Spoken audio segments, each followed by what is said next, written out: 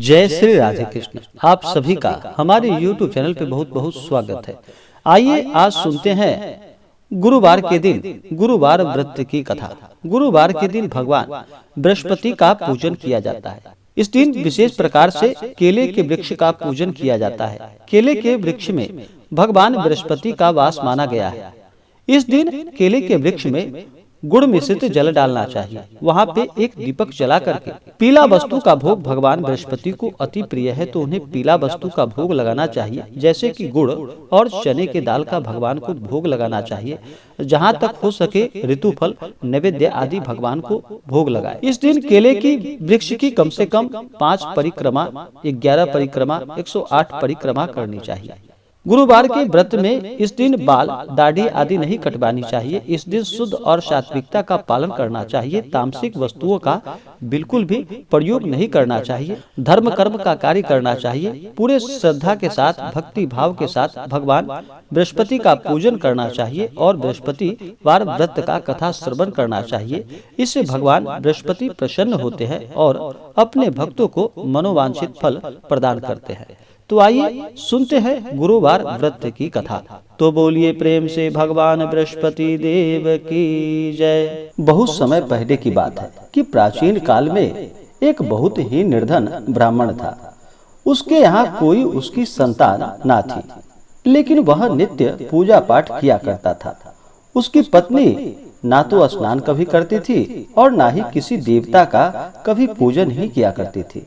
इस कारण ब्राह्मण देवता अत्यंत दुखी रहते थे। अपनी पत्नी को बहुत समझाते, किंतु उसका कोई परिणाम ना निकलता। भगवान की कृपा से ब्राह्मण के यहाँ एक कन्या का जन्म हुआ। अब कन्या बड़ी होने लगी और प्रातः काल स्नान करके वह भगवान विष्णु का जप किया करती थी और बृहस्पतिवार का व्रत भी करने लगी। पूजा पाठ समाप्त कर जब पाठशाला जाती तो अपनी मुट्ठी में जौ भरकर ले जाती थी और पाठशाला के मार्ग पर डालती हुई जाती थी और फिर लौटते समय वही जौ स्वर्ण के हो जाते थे। उसको बीन कर अपने घर लेकर के आती। एक दिन वह बालिका सूप में उन सोने के जौ को फटक कर साफ कर रही थी कि तभी उसकी माँ ने देख लिया और कहा कि बेटी, सोने के जौ को फटकने के लिए सोने का सूप भी तो चाहिए। दूसरे दिन गुरुवार था। कन्या ने फिर से व्रत रखा और भगवान बृहस्पति से सोने का सूप उनसे देने की प्रार्थना की और कहा कि हे प्रभु, यदि सच्चे मन से मैंने आपकी पूजा की हो तो मुझे सोने का सूप प्रदान करो। भगवान बृहस्पति देव ने उसकी प्रार्थना को स्वीकार कर लिया। अब रोजाना की तरह वह कन्या जौ फैलाती हुई पाठशाला चली गई। जब पाठशाला से लौटकर वह जौ बीन रही थी तो भगवान बृहस्पति देव की कृपा से उसे सोने का सूप प्राप्त हुआ। अब वह उसे अपने घर लेकर आ गई और अब उस सोने के सूप से सोने के जौ को साफ करने लगी, परंतु उसकी माँ का वही रंग ढंग रहा। एक दिन की बात है। कन्या सोने के सूप में जब जौ को साफ कर रही थी, उस समय उस नगर का राजकुमार वहां से निकल रहा था और राजकुमार कन्या के रूप और कार्य को देखकर वह उस पर मोहित हो गया। राजमहल में आकर वह भोजन तथा जल को त्याग कर उदास होकर लेट गया। राजा को जब राजकुमार द्वारा अन्न और जल त्यागने का समाचार प्राप्त हुआ तो वह अपने मंत्रियों के साथ अपने पुत्र के पास पहुंचा और पूछा कि हे बेटा, तुम्हें किस बात का कष्ट है? तुम्हें किसी ने परेशान तो नहीं किया या किसी ने तुम्हें कोई कष्ट तो नहीं दिया या तुम्हारा किसी ने अपमान तो नहीं किया अथवा कोई और कारण है? मुझे सब बताओ, मैं वही कार्य करूंगा जिससे तुम्हें प्रसन्नता की प्राप्ति हो सके। अपने पिता की बातें सुनकर राजकुमार बोला कि हे पिताजी, मुझे किसी बात का कोई दुख नहीं है। किसी ने मेरा अपमान भी नहीं किया है, परंतु मैं उस लड़की के साथ विवाह करना चाहता हूँ जो लड़की सोने के सूप में जौ को साफ कर रही थी। राजकुमार ने राजा को उस लड़की के घर का पता भी बता दिया और फिर राजा ने अपने मंत्री को आदेश दिया। मंत्री उस लड़की के घर गया। मंत्री ने ब्राह्मण के समक्ष राजा की ओर से निवेदन किया। कुछ ही दिन बाद ब्राह्मण की कन्या का विवाह उस राजकुमार के साथ संपन्न हो गया। कन्या के घर से जाते ही ब्राह्मण के घर में पहले की भांति गरीबी का निवास हो गया। एक दिन दुखी होकर ब्राह्मण अपनी पुत्री से मिलने पहुंचा। बेटी ने पिता की अवस्था को देखा और अपनी माँ का हाल पूछा। ब्राह्मण ने सभी हाल कह सुनाया। कन्या ने बहुत सा धन देकर अपने पिता को वहां से विदा कर दिया।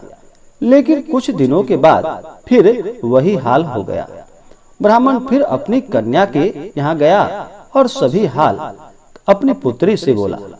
तो पुत्री बोली कि हे पिताजी, आप माता जी को यहाँ लिवा लाओ। मैं उन्हें वह विधि बता दूंगी जिससे कि गरीबी दूर हो सके। ब्राह्मण देवता अपनी स्त्री को साथ लेकर अपनी पुत्री के पास राजमहल पहुँचे।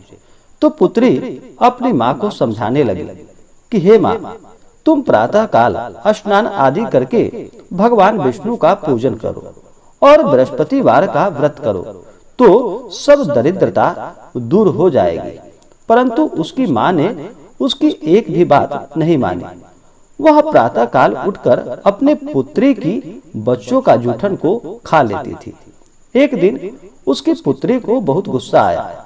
उसने अपनी माँ को एक कोठरी में बंद कर दिया और फिर सुबह उसे स्नान कराकर पूजा पाठ उससे करवाया तो उसकी माँ की बुद्धि ठीक हो गई।